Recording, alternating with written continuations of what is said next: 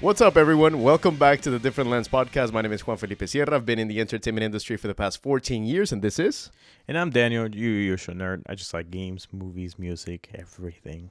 All right. All right. So, just to give you guys a little bit of a rundown on how we usually do things, Daniel's usually the one who prepares everything, makes sure that, whatever topics we're talking about, whatever things, he's the one that does a lot of the research. I come in with facts that I know, that I remember, but he's usually very structured on a lot of the things. This time, I wanted to take point on that. I wanted to be the one who has as much facts as I can that I actually researched, because I'm very bad with research, and I apologize. So today, we're talking about Marvel. Yeah. Last episode, we talked about DC, and we had a lot to say, and we had a lot to compare with Marvel. Now it's the reverse. And one of the things, one of the things that, it's just we kept on, we always keep on coming back to Marvel. Yeah. And I think we owe that to the amazing job that they have done over the last few years of like bringing a lot of those projects into the spotlight and gaining so much attention and traction with like everything that they're doing. Yeah. From TV shows all the way to movies, whether it's bad or good, people talk about them. Of course, and it keeps them really relevant, and that's one of the things that I'm gonna talk about about all of the history of Marvel, and their dubious business practices. But cool.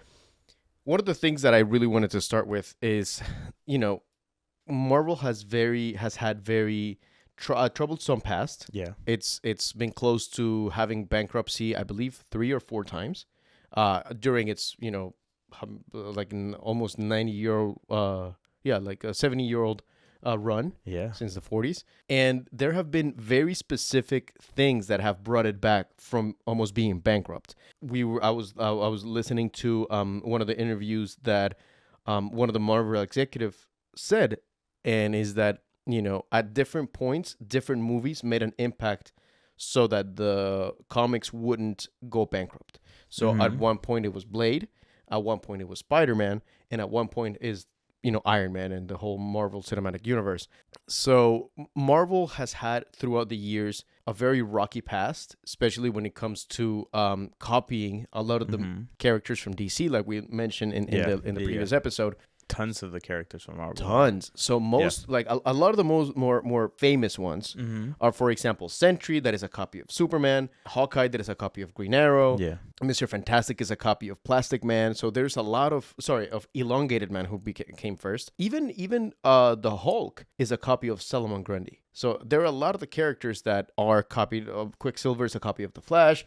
So Moon Knight, of course, Batman. So there's a lot of them that were copied from Marvel side to DC. There are others that I think are jokes of other characters. Like we have Deadpool. Like Deadpool for Deadshot. Deathstroke. Sorry, you're completely right. Deathstroke.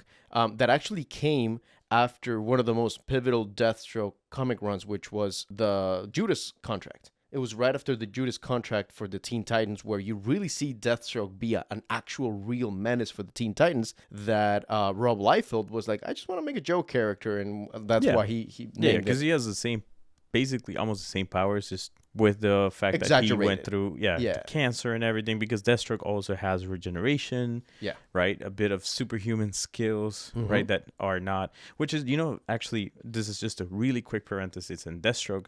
There is one of my favorite comics from DC, which is Deceased. I don't know if you've seen it, if you read it. So Deceased is basically, there is like a virus and starts attacking all the members, like all the superheroes, and they start getting infected and become kind of like zombies, right? Like the vampire zombies, like weird mix between it. And Deathstroke gets bitten, but he doesn't turn because of his healing powers. So he starts continuing alive just because he keeps on healing himself, so he never fully becomes infected.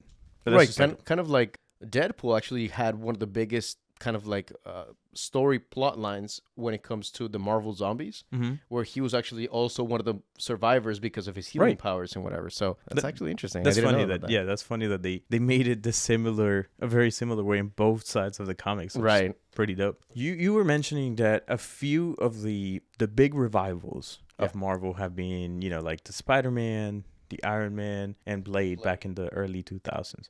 Out of those early 90s. Yeah, actually, yeah. Out of those three, which do you think has been the strongest revival? You think the newer one with Iron Man? No, definitely Blade. Because okay. Why? And that's actually one of the points that I wanted to talk about is that right into it. Marvel had to sell a lot of the distribution licenses for a lot of the characters. Right. So, for example, Sony had Spider-Man, of 20th Century Fox Venom. had the X-Men. They had Venom. They had the Fantastic Four. Paramount had Iron Man. Part of the reason why we haven't gotten certain heroes or villains to cross over with the other movies that Marvel owns, is because they're owned by different studios. So when it comes to like the legality part of it, I know this is super sexy and exciting, and that's what you guys tune in for. But a lot of the legality of it is that either they make really terrible projects, like kind of like the Fantastic Four in 2016, 2017. The latest reboot, yeah. Before this one. Yeah, with Michael B. Jordan and Miles Teller. And the reason why sometimes they make certain movies, even though they turn bad and even if they lose money, is because they want to hold on to those licenses. Yeah. So that's why there's been like 1,000 Spider-Man movies. Yeah, and actually sorry, I'm gonna keep on interrupting you just because as you go, I keep on thinking of things, and maybe you guys can relate to some of these. But I am so thankful we're over with all the anti-heroes that they're making for like all the anti-hero movies that they're making, like Morbius and Venom. Like they were bad. Yeah, Craven. Yeah. Even during DC, even though they were fun, like the Suicide Squad. Yeah. Well, the first one was horrendous. Oh yeah, we already talked about this in a previous episode. Until James Gunn.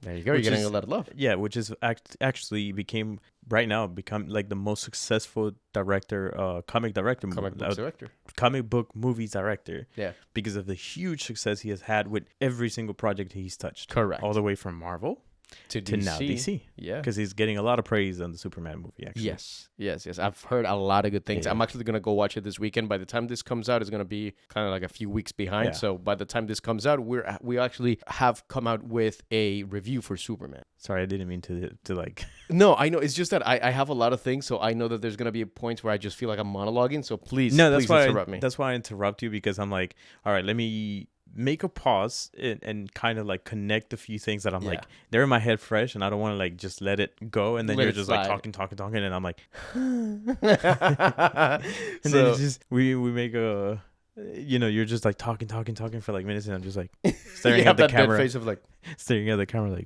yeah. Anyways, go on. So go on, son. So of course their most successful property out of every single hero in all across the media. Blade. No. Oh, no. Sorry. It's because we were talking about Blade until I interrupted you. No, I am so sorry. I was about to touch on Spider-Man. Yeah. Spider-Man is the third most recognized hero out of every single hero that has ever existed. Yeah. It goes Superman, Batman, Spider-Man. Mm-hmm. Spider-Man, as we all know, Spidey. Best. Yeah. And actually... Stan Lee's favorite. Stanley's favorite, that the idea, everybody hated it. Mm-hmm. Why? Because nobody, like, every time he pitched it to somebody, they were like, why do we want to have a guy that dresses as something that a lot of people are scared of? Because of arachnophobia. Yeah. And he goes, well, I want to make it so that, on the contrary, like, he's a bright, a helpful character, a guy that is very, like, hopeful. An awesome character. And I love the idea of him having the mask full so that anybody could be it. Yeah. That's I think we touched that point in an earlier episode. If you haven't seen it, well, go check it out. Anyways, but yeah, the whole fact that anybody can be behind a mask, it's a very powerful message. Yes. On its own, just because at a time when there was so much hate, right? And to this day, we still encounter a lot of hate towards different races, different colors, and I believe everybody's equally as beautiful, but I think that was one of the most incredible messages that anybody can be the hero. And I love how Spider-Man has such a big universe. Yeah. And that's why the multiverse, I think it's part of why it's been so successful, is because it's been showcasing so many types of different Spider-Mans. Yeah. All the way from beast-looking ones to very dark ones. The cars. Dark, gritty ones, yeah. Exactly. The pork. The pig, yeah. Girls, man. So it's not just limited robots. to but it's not just limited to men. Yeah. Right. Well, so another big thing. It's not related. It's not just white man from Brooklyn. Exactly. It's open to everybody. Yeah. Even Hispanics, which is awesome to see. Yeah. And that's something that I love, the fact that the movies Into the Spider-Verse really fixed about Miles Morales, because both in the comics and in other depictions, Miles Morales' story was so dark and so terrible. And in a lot of ways, I love Brian Michael Bendis, but there were a lot of issues that I'm like, I don't think you know what Puerto Ricans go or live like, or what the culture is, and also being black. Yeah. Because he's white. It's a really good mix. It's a really good mix. And it's very New York. It's very, very... but he's from Brooklyn. Peter is from Queens. Peter is from Queens. That's right. So, sorry, no. Peter is from Brooklyn. Miles is from Harlem. Yeah, there you go. Harlem, you go. Yes. Which there's a lot of mix of, different cultures, specifically, what are they called, New Yorkers? Yeah. And black people. Yeah, I think the latter iterations, Jesus, of Spider-Man, especially Miles, have been miles better. Oh, shit.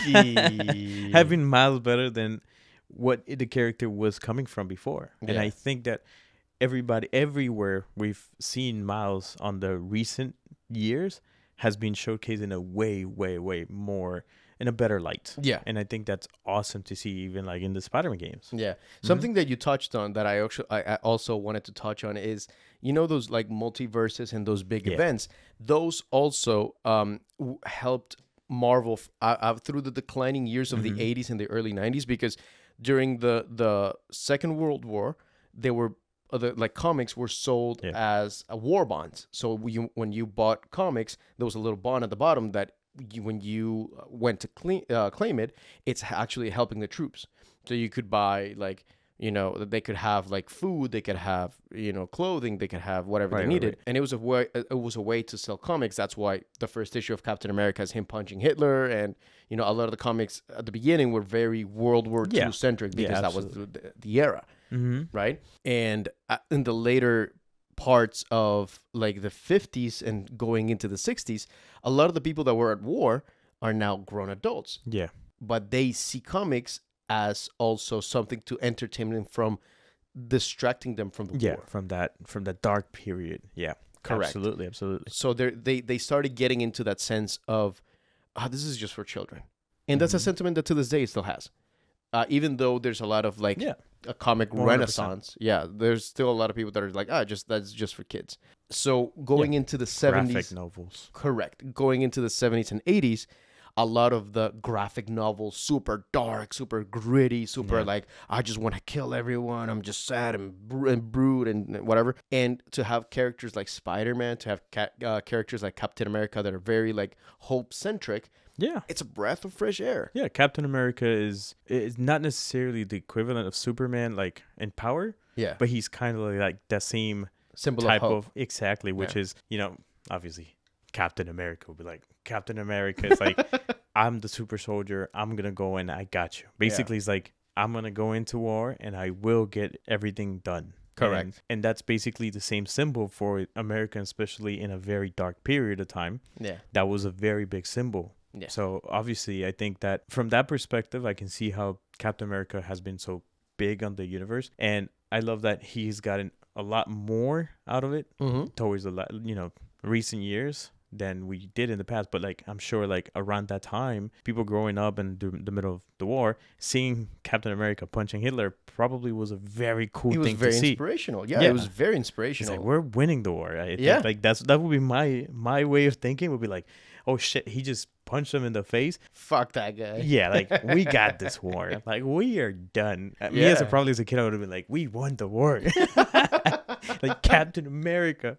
Yeah, and that's why a lot of the superheroes have war-centric backstories, is because they originated from war-centric things. I do have a question. Yeah. Do you think that during this really dark period, the war bond and kind of having the light for the comics for a lot of the young people, right? Do you think this was a way of sheltering them from harsh reality of what was really going on in Europe. Yeah. So it's one of those tactics that it's been proven throughout with psychology throughout the years, is that you basically, your brain is not so stimulated with your nervous system is not so stimulated all the time, so it gets to decompress. That's why you, myself, and a lot of people game right after they come from work. It's a way to decompress. Correct. It's a way to relax yourself and distract yourself from whatever you're doing, especially at that time where all you saw was like mangled bodies, everything smelled like death, it was bombs, it was war all around. Yeah. So the impact of art in general, but specifically comics in that time, it was huge. It was huge. Yeah, everybody wanted to read something. Correct. Yeah, everybody was picking them up for cents. Yeah, 2 cents, and they would get like 25 comics, and I'm like, yeah. Now it's like $17.99 for one. Yeah. So what do you think is the reason why comics were like up and down and up and down and up and down and up and down in popularity? I think it's part of the human history, especially here in America, of the ideas that it portrayed at times. Because some storylines also had very deep topics that I think went against a lot of the people's beliefs and the way of like seeing it. You know how like there is a lot of people that are very religious and will see certain things as, you know, negative. It have a negative connotation, like for example seeing something like a devil, right? Like maybe seeing a devil fighting, you know, they're fighting this devil looking character, right? Daredevil. And then obviously they will see those things or rooting for a character that looks like a devil, dresses like a devil. I feel like it went against a lot of the values for a lot of people. And also not only that, but also the I guess you can say the cancel culture of the day, back in the day, of like seeing these things of like, you know, the kids are just like obsessed with it. They're getting, how do you call that?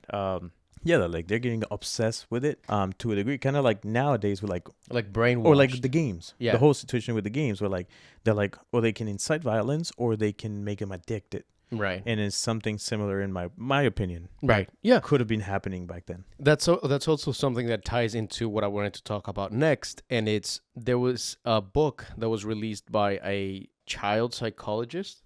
It was called Corruption of the Innocents. Okay. Corruption of the Innocents. Okay. And because of that book, a lot of legislation happened that ended up creating the comics authority. Is it like to rate the comic, like kind of like a rating, or? No, it wasn't the rating. It was a way to regulate the content of the comics. Okay. So they had a lot of stipulations. They had like, you know, bad guys couldn't be like multi-dynamic. They couldn't have like a twinge of good. No, they had to be bad, and they had to lose, and they had to be broke. Like they had to at the end get incarcerated. And the message was like, crime never pays. That's why in a lot of comic books, especially in that era, they were like, crime doesn't pay. Crime doesn't pay. Oh, you're always gonna be bad. The good guys had to be good. The good guys always had to win. Correct. And they, but more than that, they had to embody those good. Like they had to be good. They couldn't be like multi-layered of, oh, you know, he came from a dark. No, it like was an anti-hero or something. Correct. Yeah. The kind of violence that was able to be depicted had to be hidden in a lot of ways. Nobody could die. Comics Code Authority. Okay. If you've seen the little logo that is like a CAC, that's what it is. Okay. That's why actually even during the Into the Spider-Verse, the first thing that it shows you is this complies with the comic code authority. Why? Because the villains are not too sympathetic. The villains are bad. You see them being bad. You see them like act in a terrible way. You see that nobody really dies. Yeah. How do you feel about that? I hate it. Like if you're gonna kill a character, kill a character. Of course, there's always the comic book and manga thing or an anime where nobody really dies unless the authors really want him dead. You know, like like Ace from One Piece, he's just dead. Yeah, exactly. That's what I was gonna go like. But I think they should.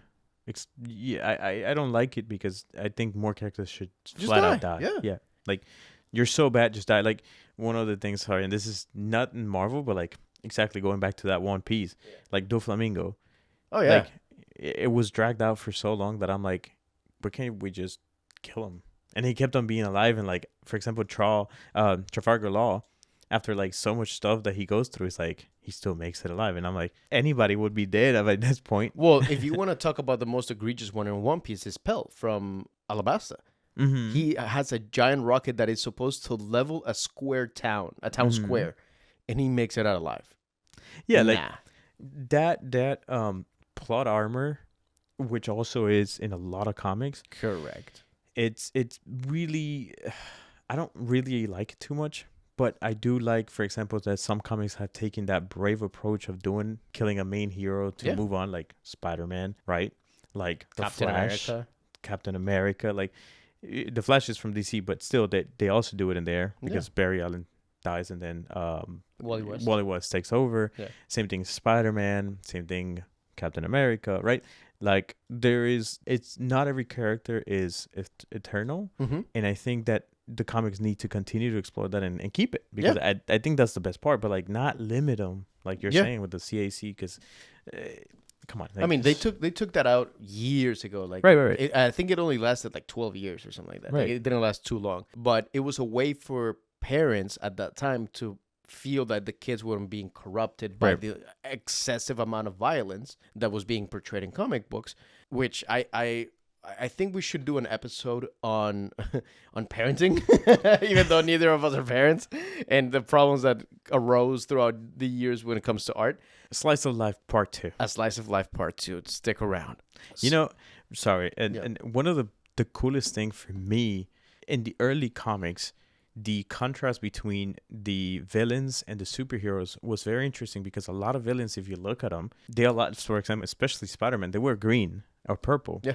Right? To make a big contrast on Spider-Man being red and blue. Correct. So, and obviously because they were the primary color printing and everything like that. But I love the fact that that's such a little thing that stuck around forever. Yeah. Like all the villains still have a lot of green on them and a lot of purple on them. And I think that's really cool, because this is something that comes all the way from like the very first, like the first couple comics that were printed out. Correct. And we still see it to this day. And I think Spider-Man having some of the most iconic villains as well. Yeah. Like, he is stacked with villains. Correct. To the point where, like, you know, last episode we were talking about, like, the most iconic one being the Joker of all, like, Joker. Yeah. But I feel like Spider-Man equally has incredible villains. Yeah, absolutely. That stand out absolutely. A lot. Like, you immediately recognize a lot of them. Like Venom. You immediately recognize, which actually is one of the latter villains that he actually had by Todd McFarlane. One of my favorite villains. And he's awesome. I love Venom.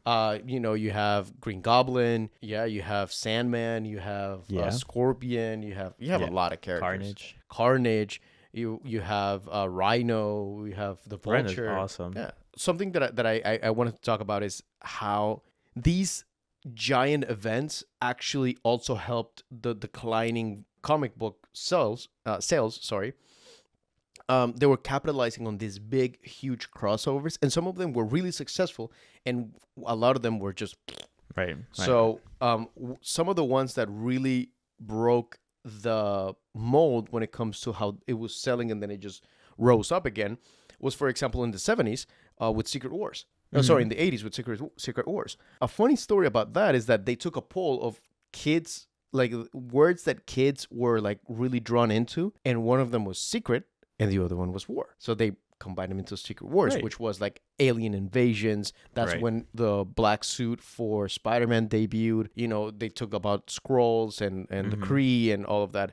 Another Super one, Skrull. Yeah, and the Super Skrull, yeah. And another one was Civil War. Mm-hmm.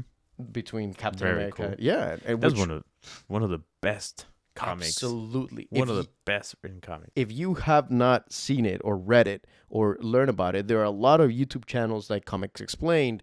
Like, there was another one. There's another one that I really like that goes. We'll go ahead and link some of them below.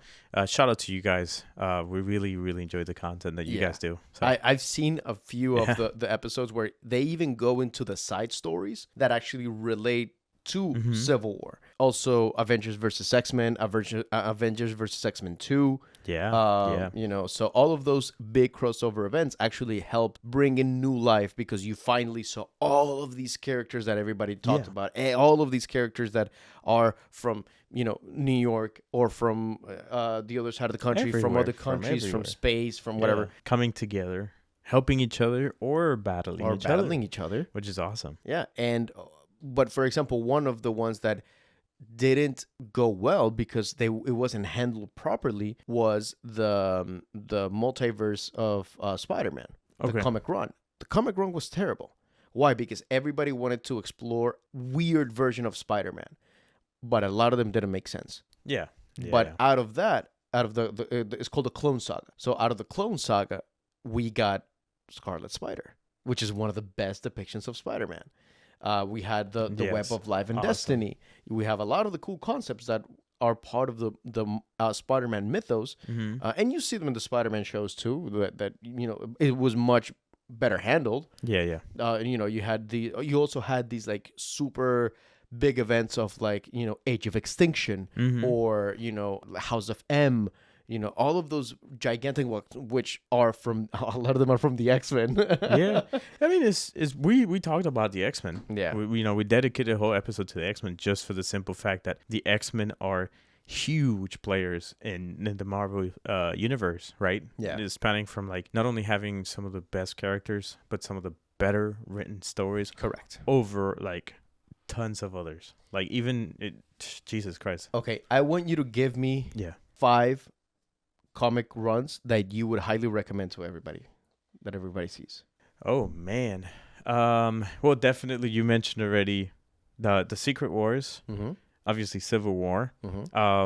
There was Deadpool kills the Marvel. Deadpool kills the Marvel universe.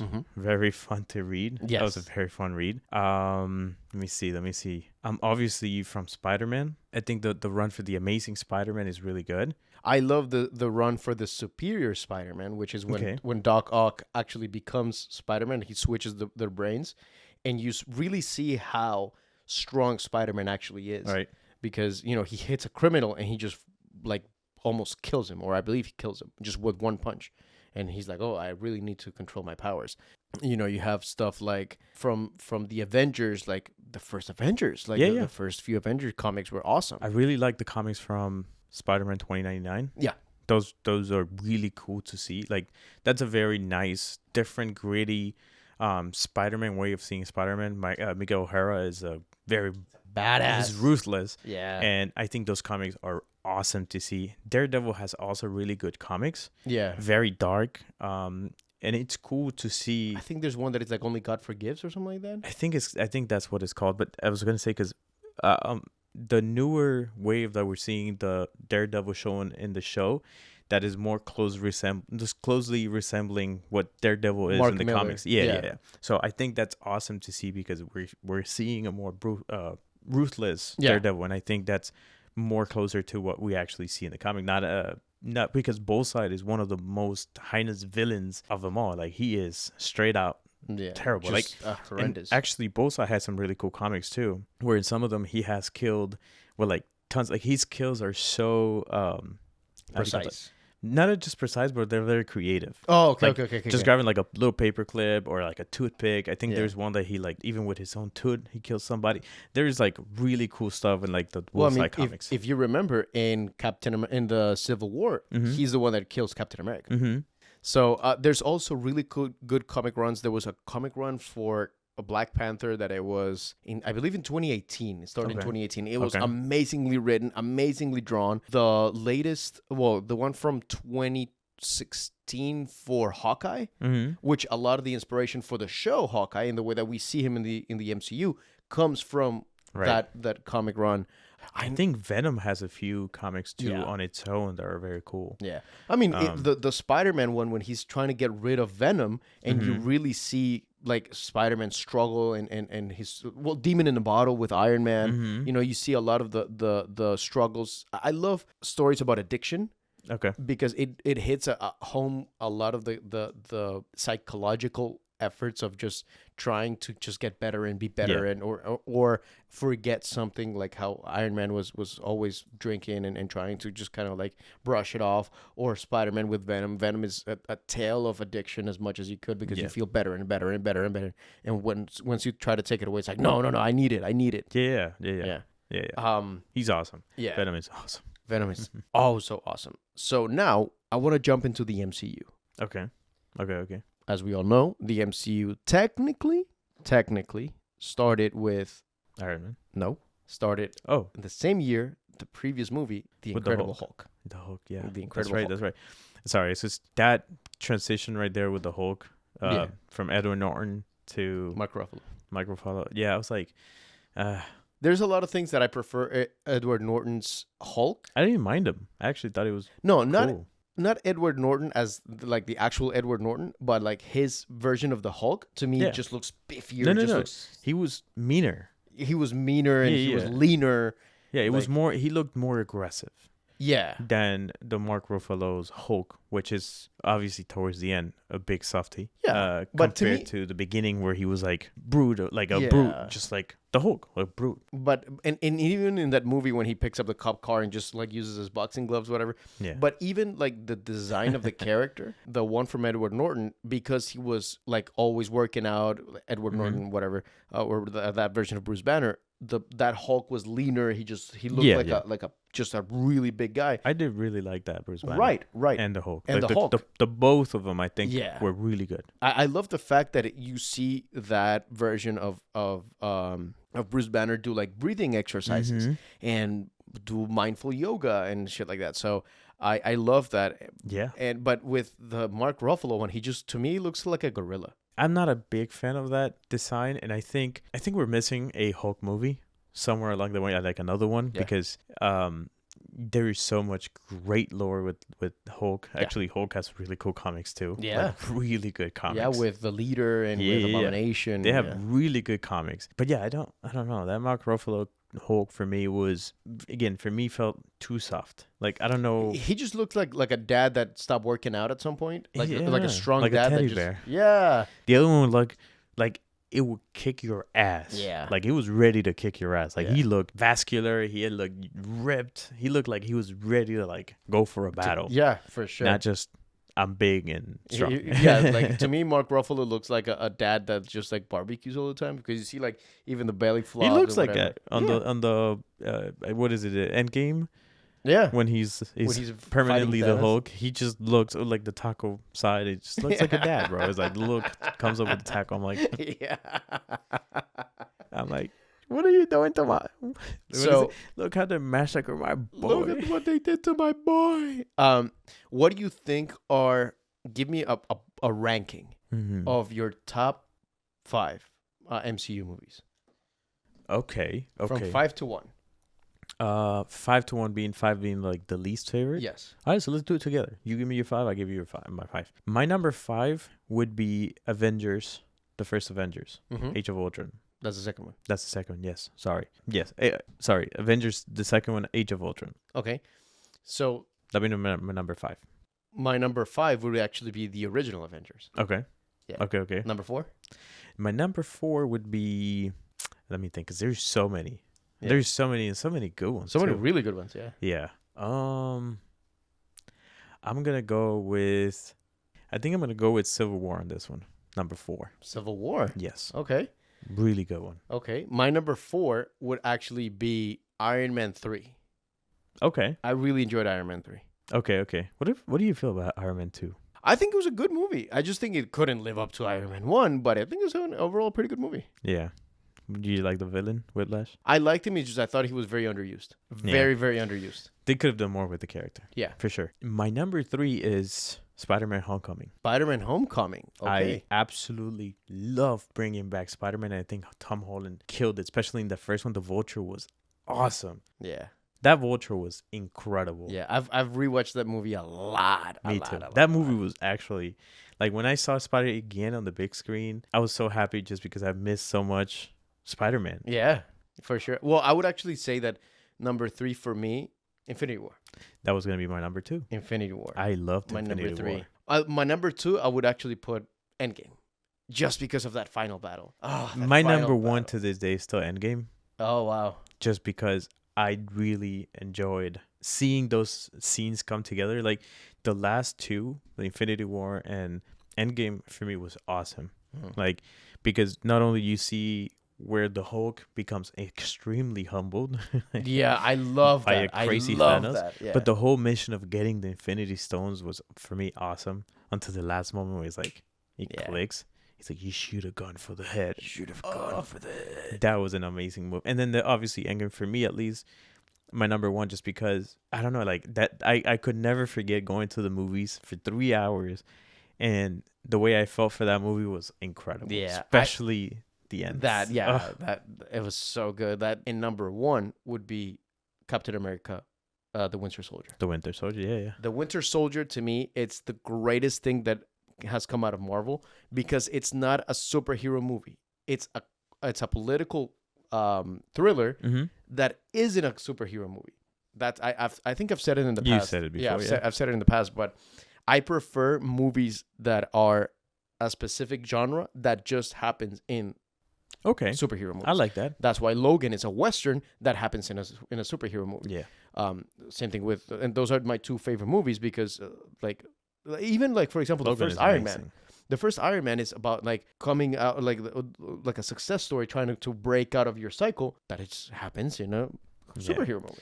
I mean, listen, it's hard to really put together a list of 5, because maybe I just came out of my head straight up now. Like, if you ask me on another day, it's gonna be different. Yeah, absolutely. Because one of my other favorites, right, which is the most recent one, is Deadpool and Wolverine. Yeah, it was an awesome experience, especially in the movie theater, to see it and like see the suits, getting that scene that you always reference back to Logan, right? Yeah. With X-23. Yeah. That scene it's awesome. Like the cameos. Yeah. I mean, man, it's just, they have really good ones. Yeah. That scene, I wanna kind of get a little real with that. One of the reasons why I've always identified with Wolverine a lot is because I've always felt like I'm out of place in a lot of ways, where I don't fit in, or I'm just maybe a little too angry about things. But when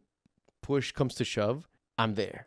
Like, and so that line when Laura says to Logan, like, you were never the right guy, but you were always there. I cried so hard to that line. I cried so hard because I've always felt like that. Like, I never fit in, but I'm always the guy that, like, when you need somebody to show up, I'm there. Right. Yeah.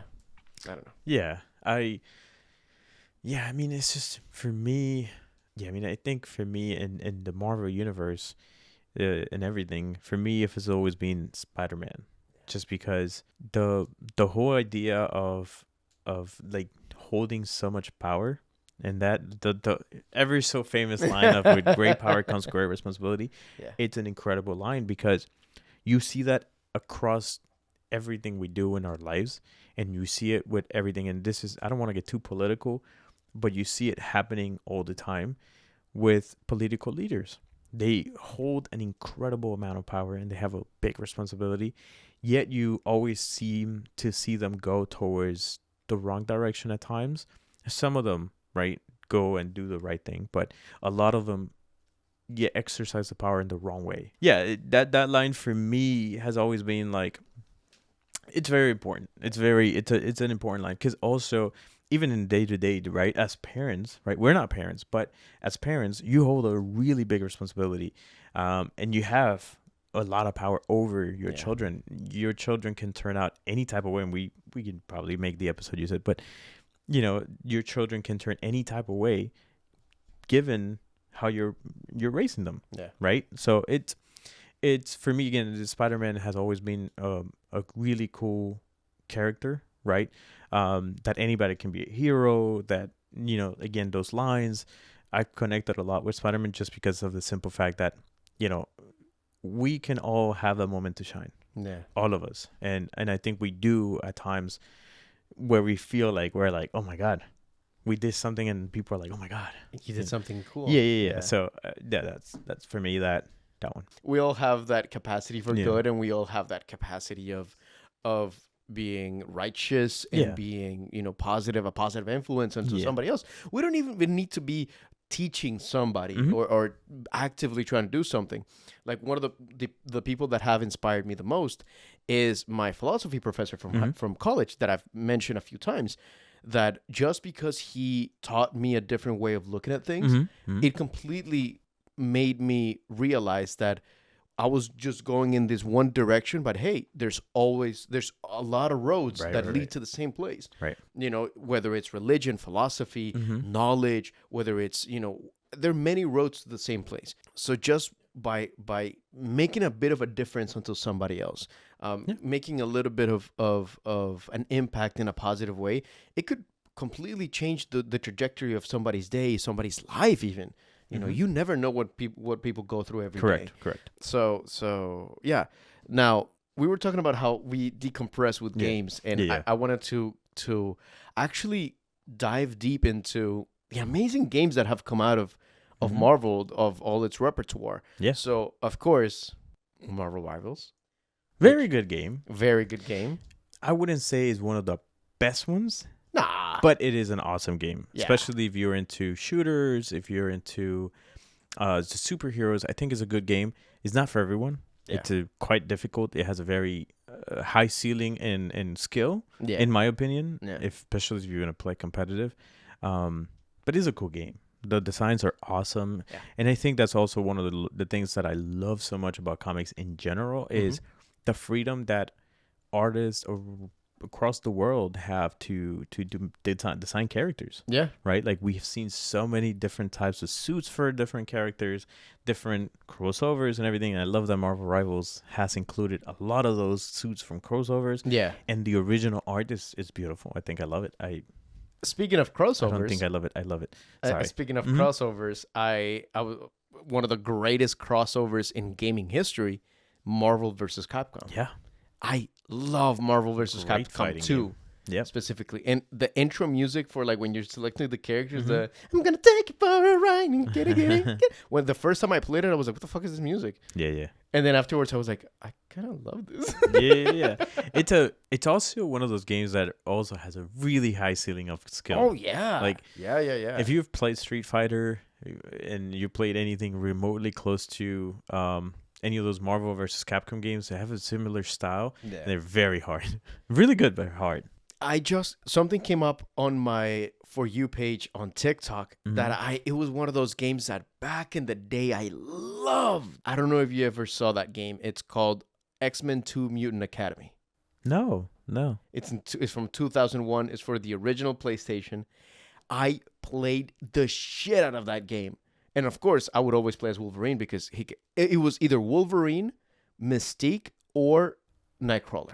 I need to see that one because I don't. Oh, so I thought you were gonna say like Ultimate Alliance or something like that. I never liked I never liked that one. I don't know why. Like, I don't like those. The story was fun. The story was nice, and I think. And you get to play a lot of characters. And I think if I remember correctly, that's the first time that you hear Steve Blum as Wolverine, and also I believe that was the first time that you hear not Yuri Lowenthal. Another actor that portrayed Spider-Man for many years. Okay. A game that we've already shout out in a previous episode and in some of our reels, X-Men Origins Wolverine. Amazing. Tremendous game. And I am so excited for the new upcoming Insomniac Wolverine game because Insomniac has given us, now that you're saying it, Spider-Man 1, Miles Morales, and Spider-Man 2. Yes. With one of the best gameplays, best fighting, best swinging. Yeah, the movement is incredible. Absolutely, the stories are awesome, and the way that they do the design for the characters, it's all there in a really well done package. Now that you're talking about the fighting, it's again Marvel copying from DC because that fighting style is from the Arkham games. Yeah, which originally was a rhythm game. Yeah. Was going to be like you had to press specific buttons at specific times with the button prompts. Yeah. I also had the Spider-Man movie and the Spider-Man game. And do you remember a game called Hulk Total Destruction? Yes. I love that game. Almost everything was destructible. Everything was destructible. I think except the street. Yeah, it was like just a few things that were not destructible. Like overall, dude, I fucking love it. Was that PlayStation 2, right? Yeah, I think it was 2. Yeah, it was a really good one. I think I had it on 360. Game. Yeah, well, it wouldn't have been 360. It was PlayStation 3 if it was 360. So it would have been the original Xbox then. So it would have been the original Xbox. Wow, whoa, Jesus, we're so old now. Okay. But yeah, like all of those games and many more to come because I'm so excited. There's a new Blade 2D, is gonna come out with a game. Blade is gonna come up with a game and a movie. The 2D scroller one that I think it's gotten really cool reviews. Yeah. So I'm excited. I'm really excited. The fighting one that's coming out from Japan. Yeah. That one looks awesome. Yes. Again, probably is gonna have a really high ceiling and skill. Yeah. And unfortunately, there's a time where I just come home and I do not want to stress myself, even though I'm stressing myself with Marvel Rivals. I don't want to stress myself that much. We're always going to stress ourselves with games. It's okay. So now to kind of close this whole thing, I wanted to talk about how in the MCU, what do you think is the reason why the MCU has been going down in quality when it comes to the shows, the movies, everything? I think they peaked with the stories, and now they are just bringing out a lot of the side character stories into the front, and people are not as interested anymore because obviously you gave us the biggest heroes they had, and now so we're going into the Hawkeye show, which I'm not saying is bad, but I'm saying now we're getting like the side characters. Yeah. Ironheart just came out. I heard it mixed reviews. Some people say they love it, some people say they hate it. I really am excited to see Mephisto. He shows up at the end. Sacha Baron Cohen is going to play Mephisto. And, the whole deal with him is he makes deals and everything like that. And he has the Red Hood in there, who has like magic bullets and everything. I haven't seen it, but I've heard, again, mixed reviews. And again, I like Mephisto and I'm excited to see him, what they're going to do with him. But that will tie Mephisto to a lot of other things that have happened previously in the MCU. Yeah. We'll see how they're going to handle that. Yeah. They usually have handled it well, but whatever. Anyways. But I feel like we are getting a lot of side character stories nowadays to the point where it's not going to hit the peak anymore because we're not seeing, for example, like more Captain America with Steve Rogers. Yeah. Iron Man. Because we still have Captain America. But the reason why it didn't do well is because a lot of people don't like the Falcon that became the Captain America. Yeah. They like the traditional Captain America. And I think Bucky could have taken over as Captain America, and I think people might have been more happy with that one. I think the two biggest reasons why I think they're not hitting the levels that they hit, because they've always had side characters. Like nobody knew the Guardians of the Galaxy, nobody knew Ant-Man, nobody knew the Wasp, nobody knew a lot of these characters. But I think but they were coming out at the same time with the bigger ones. Correct, but they were still side stories. Right. But that's what I'm saying. Like, I think that's the whole point. Like, there were side stories, but they were coming out with the big characters at the same time. Like, Iron Man had a movie, and then you had like three filler movies, let's call it like that, of like Ant-Man and like something else and like Black Panther, and then they would tie them up together. And it's like, okay, people were like, okay, well, they're together. Yeah. But now it's like they're not tying up to anything. That's the thing, and I think that every story before Endgame was personal. Everything was just raw and emotional, and of course you had your duds every now and then. But I think that was one of the things that I wanted to talk about is the lack of focus and direction. I think that what you're saying about them not tying together, it's also a lack of vision when it comes to okay, let's all go this way, because now you have stories from here that are not going to the same place. Correct. And also, and I know this is gonna be like but a lot of agendas and trying to subvert expectations on the previous characters that came before them. I think it has its place, but not every single character has to be either making fun of the previous one or invalidating the previous one or trying to up-one the previous one.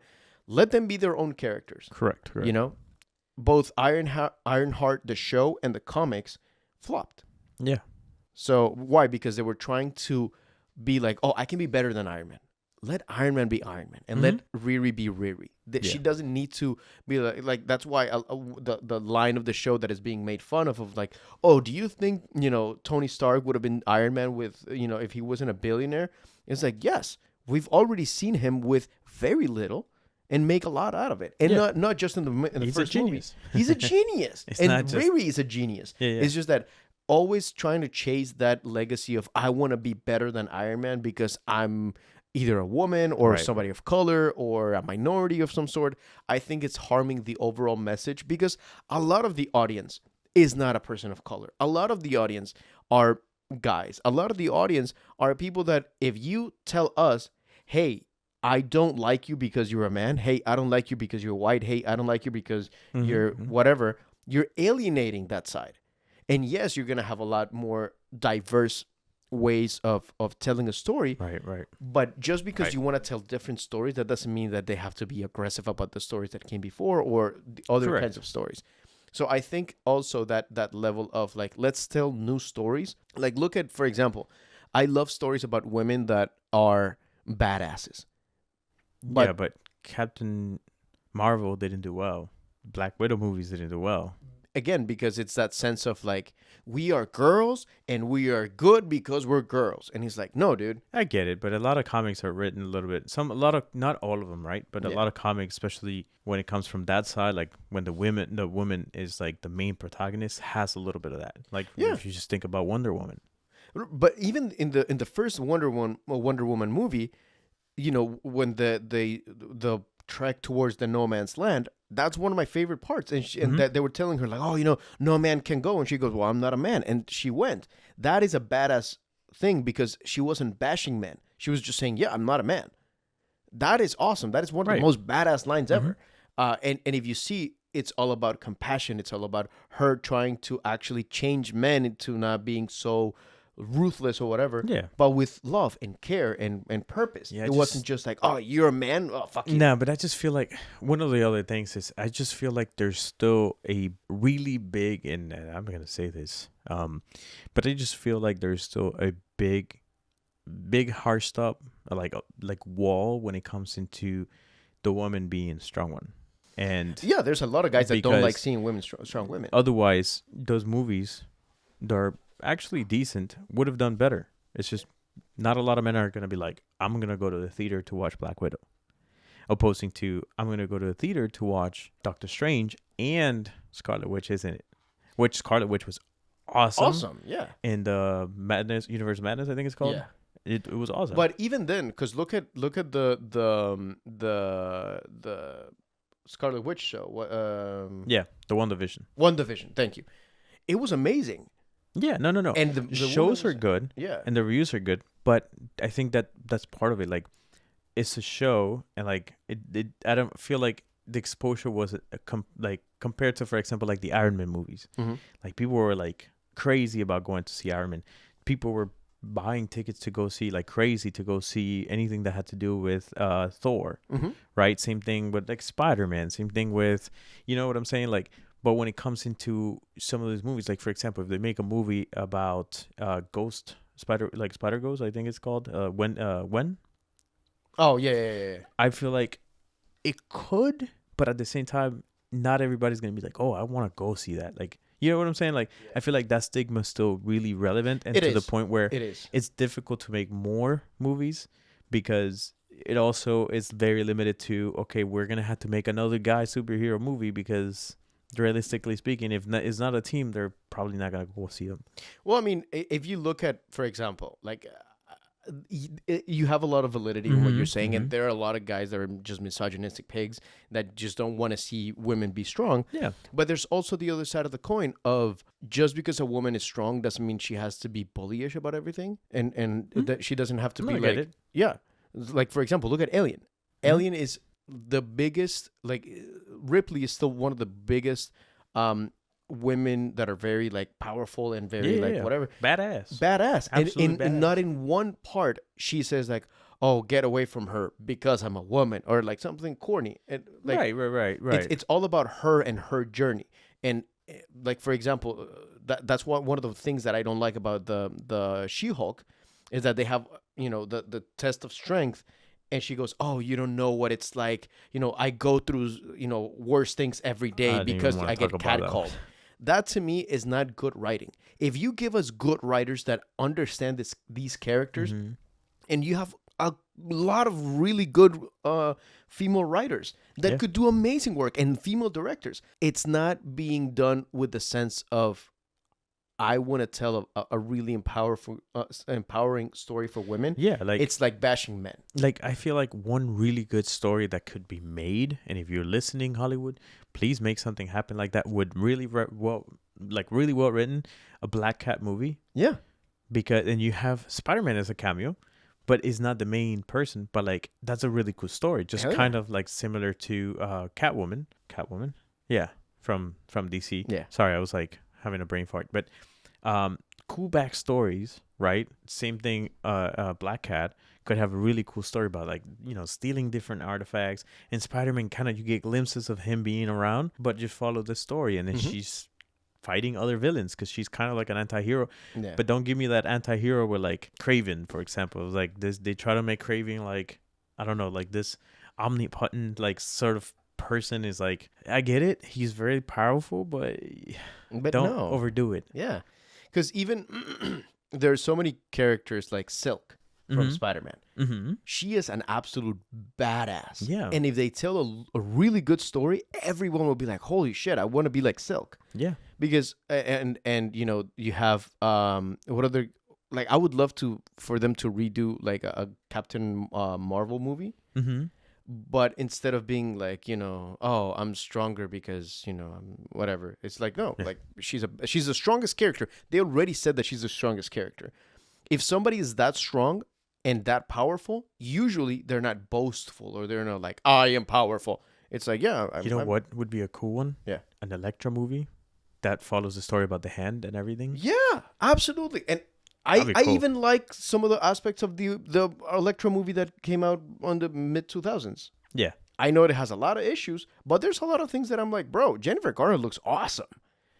And again, it's telling her story. It's not her story compared to somebody else's. Yeah. So another Elektra movie with like really diving deep into like the hand and everything could be really cool. Yeah. There's a really cool female characters that can be explored. Yeah.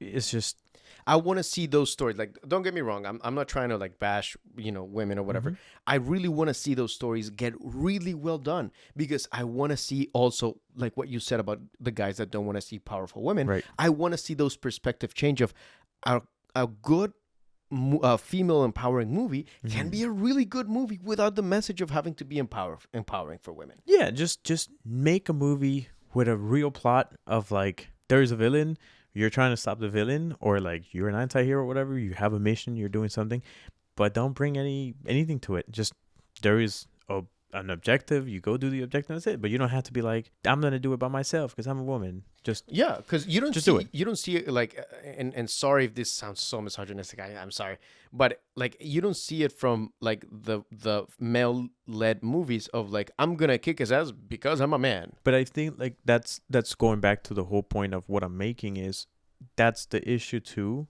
of like the movies are written in a way that like the audience just doesn't want to watch them. Like they're not interested because they're written that way. Yeah. And to the point where I'm like, me personally, I'm like, I probably wait until it comes out and I just stream it at home. Yeah, sure. Instead of me again having like a gritty story, like again, for example, something like Elektra, having like one of those stories that is like very gritty, very dark.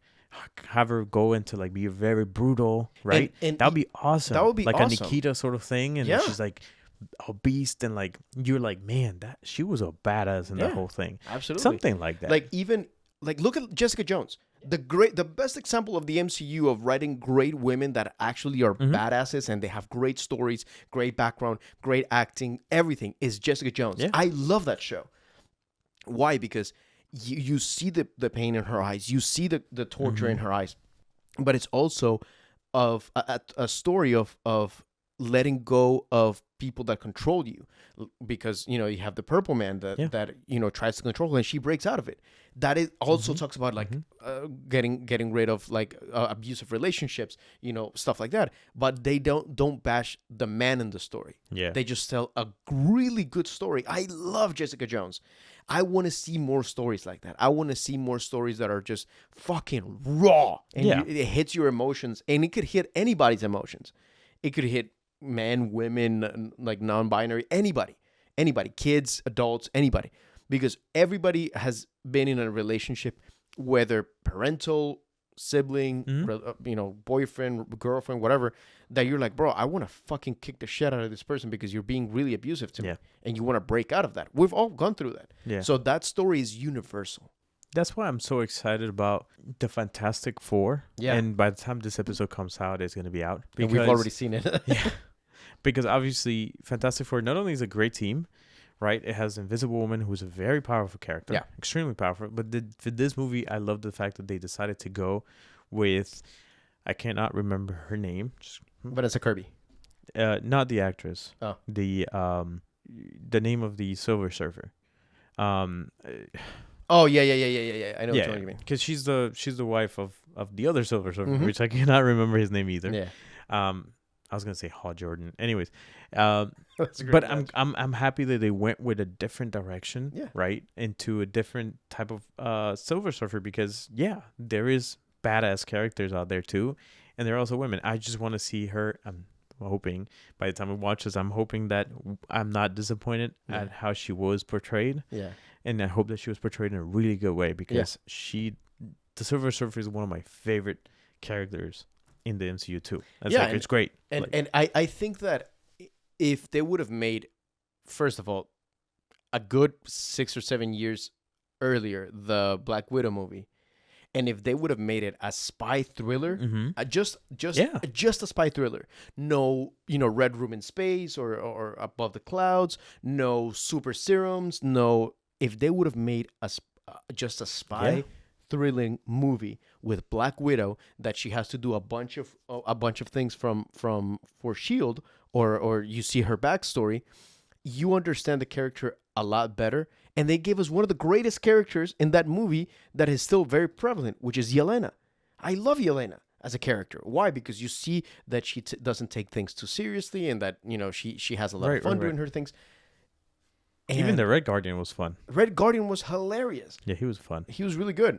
But I think that if that movie would have come earlier, they would have had time to tie it all together and to have been one of the best movies with the right budget, because also the CGI was horrendous in a few places. So I think they would have taken it more seriously if it tied to what the Avengers ended up with. So that when you see her dying in Avengers Endgame, in Infinity War, you feel it a lot more. Yeah. Because you see her backstory, you see where she comes from, you see everything about her, and that they just let that character rest. Yeah, I feel like hopefully the direction where we're going is something like that we can experience more of that and see those characters, right? Mm-hmm. I hope we get more X-Men. I hope that if we're going to get more comic accurate X-Men, we can down the line maybe get some, again, going back to those origin stories, maybe we can do them right this time and see some origin stories for some of these X-Men. Like I said, like we talk about the comic for Gambit, right? That'd be cool to see Jean Grey, who's a badass overall. Absolutely. Right? Storm, dude, a Storm movie. A Storm movie would be awesome. Amazing, right? Like if it's done well, I think it would be absolutely great. Especially the story with the demon. Well, it was kind of like a demon god or something from Africa, and you see that he hunts her and he wants to possess her or whatever. That would be a great movie. Not only because you're bringing the African aspect like they did in Black Panther, but you're also seeing like the story of addiction and all of that. Yeah, the impact that Black Panther had was incredible. Incredible. And having that would also be an incredible movie. Yeah. Just give the quality that it deserves. Yeah. Right? Do it with care. That's all that most people ask about. Do it with care. Do it with love. Do it with passion. Just like you did for Iron Man. Just like you did for Doctor Strange. Just like you did for Thor. For Captain America. For Captain America. Just how much care you put into it. How much money you spent on it. Do it for the same way for a women-led story. Yeah. Where like a good, well-written, good care into the direction and also the details and the effects. It would be awesome. No question that it will become a hero that many people will talk about and a lot of women will identify with. Correct. So yeah, ready to close out the episode? So where can they find you in social media? All right. So you can find me as Dan Valder in most social medias, and they can find you as Juan Fesierra or Juan Fesierra Cortez in most platforms. Right. So make sure you subscribe, you like this video, and don't forget that we post videos every single second. Every other Monday. Of the month. We post videos every other Monday. Yeah, Jesus Christ. But during the week we post a lot of the shorts, reels, and reels or shorts stuff. Yeah. So just make sure you like and subscribe. Again, we have a few cool announcements that we're going to be doing. So stay tuned for those. They'll be dropping everywhere in our social medias. You can find us as a Different Lens Podcast everywhere in TikTok, Instagram, Facebook, and YouTube as well. So see you guys in the next episode.